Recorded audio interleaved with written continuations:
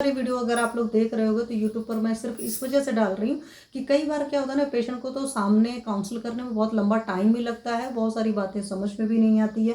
जैसे अभी आपने देखा होगा मैंने कुछ कुछ और भी वीडियोस डाले हैं, और कुछ भी और इसलिए वजह से डालूंगी, कुछ तरह के मरीज आ रहे हैं या बच्चों के साथ उस तरह की तकलीफें हो रही हैं, सो डाल रही हूँ। तो प्लीज़ उसमें बहुत कहते नहीं, ओपन दिमाग रख करके उन चीज़ों को समझिए। हमारे टाइम के जो पेरेंट्स थे उनको ज़रूरत नहीं थी हम लोग को बताने की, लेकिन रियलिटी थी जो हमारे बच्चे हमको बताने की ज़रूरत थी। हालांकि मैंने भी अपने बच्चों को गलती करी है, बहुत सारी चीज़ें नहीं बताई है, पर मैं यही कहूँगी प्लीज़ अपने बच्चों को खुद आप एजुकेट करिए बहुत सारी चीज़ों के केस में। अदरवाइज़ बच्चे बाहर से कचरा कचरा लेकर आते हैं, दिमाग में घुसा लेते हैं, और उनको उन चीज़ों का ख्याल कब आता है, जब वो 25, 30, 35 के आसपास होते हैं, जब अपनी ज़िंदगी की बहुत सारी चीज़ें बर्बाद कर चुके होते हैं, तब बच्चों को ख्याल होता है और हम पता नहीं किस दुनिया में रह जाते हैं। क्योंकि हमारे टाइम की जो स्कूलिंग थी, जो सिस्टम था, जो थॉट प्रोसेस था ना, वो सारा आज की डेट में बदल चुका है। तो इस वजह से प्रॉब्लम आ रही है। तो अक्लमंद को इशारा काफ़ी, तो प्लीज़ इन चीज़ों का ख्याल रखिए। हाँ, बात कर रहे थे नस्य के बारे में। तो हमारे आयुर्वेद का एक कंसेप्ट है, नासा ही सिरसोद्वारम। मतलब अगर आपके सर में कोई भी तकलीफ है तो वहाँ पर नस्य करना चाहिए। और कहते हैं ना, मास्टर ऑफ मास्टर ग्लैंड आपके यहीं पर बैठा है, पिट्यूटरी जी भी आपके ब्रेन में है, हाइपोथैलेमस जी भी हैं, और जितनी आपकी इंडोक्राइनल ग्लैंड्स होती हैं उनकी मास्टर ग्लैंड कौन है? पिट्यूटरी। और पिट्यूटरी जी की भी मास्टर कौन है? आपके हाइपोथैलेमस। जैसे मैं बोलती हूँ ना, एक बॉस है और एक मैनेजर है, और उसके अलावा सारे एम्प्लॉई हैं। तो बॉस और मैनेजर सारे यहाँ बैठे हुए हैं, तो उन सबको कूल रखने का, काम रखने का तरीका क्या है? नस्य है। और ऊर्ध्व जत्रुगत जितनी बीमारियां होती, जो है आपकी क्लेविकल बोन होती है, कॉलर बोन होती है, या ब्यूटी बोन बोलते हैं, जैसे जो लोग दुबले पतले बहुत होते हैं उनकी ये चीज़ें नज़र आती हैं। जिनकी भी बॉडी भरी होगी तो उनको नहीं नज़र आती है। तो ये जो आपकी क्लेविकल या कॉलर बोन होती है, इसके ऊपर जितनी बीमारियां होती, उन सारी बीमारियों के लिए नस्य बहुत बढ़िया काम करता है।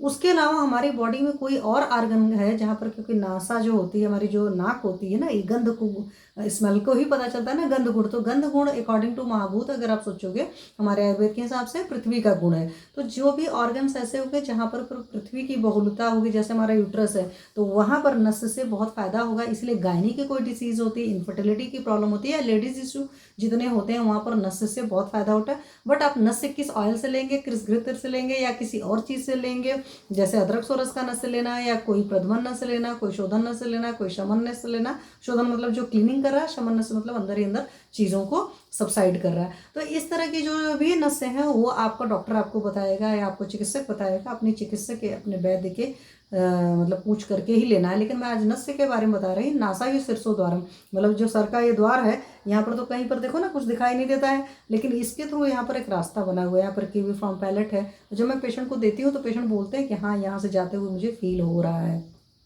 तो चाहे आपको आई की डिसीज़ है, चाहे आपके नाक में कोई इटसेल्फ प्रॉब्लम है, चाहे ईयर की कोई प्रॉब्लम है, उन सारे केसेस में नस लीजिए। मुंह की कोई प्रॉब्लम है, खास करके आपको स्किन रिलेटेड फेस के कोई इशू हो रहा है, व्यंग हो रहा है, नील का हो रहा है, मतलब आपकी झाइयाँ निकल रही हैं, या फेस में कुछ और प्रॉब्लम है, आपको वहाँ पर भी नस ले सकते हो।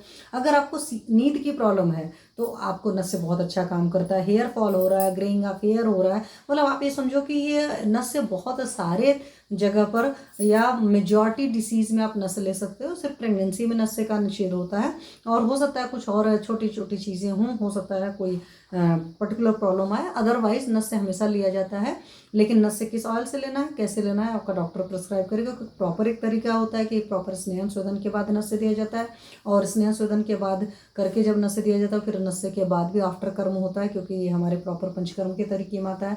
पर एक सिंपल सा इसका सिंप्लीफाइड तरीका होता है कि सिर्फ नाक में डालने का, जैसे पुराने ज़माने में होता था ना कि बच्चों के नाक में सरसों का तेल डाला जाता था। तो अपने चिकित्सक के पास जाइए, नस्य के बारे में पूछिए, नस्य आप उनसे लीजिए, और आपकी बहुत सारी डिसीज़ में हैप्पी होली सर। तो आपकी बहुत सारी डिसीज़ में बहुत ज़्यादा फायदेमंद होता है, क्योंकि ब्रेन जितना कूल एंड काम रहेगा उतना बढ़िया रिजल्ट आएगा। तो नस्य के वाकई बहुत बढ़िया रिजल्ट है।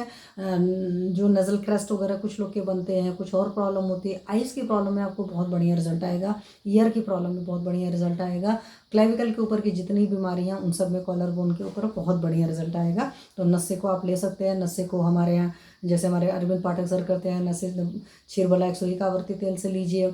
बहुत सारे मार्केट में आते हैं, जैसे षडबिंदु तेल है वो शोधन नस्य में आता है, अणु तेल है वो शमन नस्य में आता है, अदरक सोरस का नस्य कुछ चीज़ें फूंकते हैं, जैसे मतलब सूंघते हैं, जिसको सूंघनी पुराने टाइम में कहता था, बट वो भी नस्य का टाइम था कि सूंघती है, आपके बहुत ज़्यादा कफ भरा पड़ा हुआ, आपने उससे सूंघा, उससे भी आपका नस्से हो गया, चीज़ें कचरे की तरह निकल गई। तो प्रधमन नस्से भी होता है और भी बहुत सारे तरह के नस्से होते हैं। ठीक है, तो ये रहा आज एक आपको नस्से के बारे में बताना था। तो नस्से के बहुत ज़्यादा फ़ायदे हैं और आप अपने चिकित्सक के पास जाकर बोल सकते हैं कि क्या सर मुझे ज़रूरत है नस्से की, और अगर मुझे ज़रूरत है नस्से की तो नस्से दीजिए। ठीक है, और फिर उनसे सीखिए कुछ टाइम तक, आप तो उन्हीं से लीजिए, हमेशा मैं कहती हूँ। और जिनको एक अच्छा अमाउंट जाना होता है, 10-10 15 ml तक भी कई बार जाता है, तो उस केस में आप उन्हीं से लीजिए। और नस्से का प्रॉपर जो तरीका होता है उस तरीके से लीजिए, और बहुत कॉन्शियस नहीं रहना होता है। सिंपली जैसे मान लो घर पर भी अगर आप स्टार्ट करना चाहते हो सिंपल चीज़ों से, तो मुंह खोल करके नस लेना है।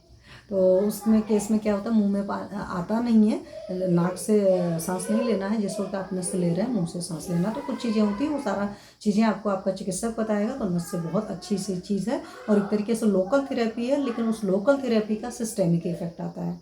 ठीक है, क्योंकि आपकी नींद पर भी काम करेगा। अगर आपको बीपी की तकलीफ होगी तो बीपी के हिसाब से ऑयल सेलेक्ट किया जाएगा, उसी हिसाब से। अगर नींद की प्रॉब्लम है या कुछ भी और तकलीफ है, यूट्रस में कोई प्रॉब्लम है, कहीं पर भी ज़रूरत है आपको माइंड को कूल एंड काम रखना है, तो उसके लिए हमारे पास नस्से बहुत बढ़िया चीज़ है। तो इस बार मैंने नस्से के बारे में बात किया। ऐसे बहुत सारी ऐसी चीज़ें हैं जो मैं आपको बताऊंगी। आप अपने चिकित्सक के पास जा करके लीजिए शुरुआत में, और फिर उनसे अच्छे से सीख कर आप घर पर खुद लीजिए, और एक लंबे टाइम तक आप ले सकते हैं। और जब लंबे टाइम तक लेंगे, कुछ कुछ निषेध होते हैं, जैसे बादल उदल होते हैं, तो उस टाइम नहीं लिया जाता है। तो कॉन्ट्राइंडिकेशंस भी आपका चिकित्सक आपको बताएगा कि किस टाइम नहीं लेना है, किस वक्त नहीं लेना है, या लेकर के तुरंत बाहर हवा पानी में नहीं निकलना है, इस बात का ख्याल रखना होता है। तो इन चीज़ों को वो सारा आपको बताएंगे। या कभी हो सकता है मैं लूँ, तो वहाँ पर ही मैं आपको बताऊँ प्रॉपर कि किस वक्त में नहीं लेना है। बट ये सिंपल सी चीज़ बता दी, प्रेगनेंट लेडीज़ को नहीं लेना है, और बहुत ज़्यादा बादल उदल छाए होते हैं तो नहीं लेना होता है।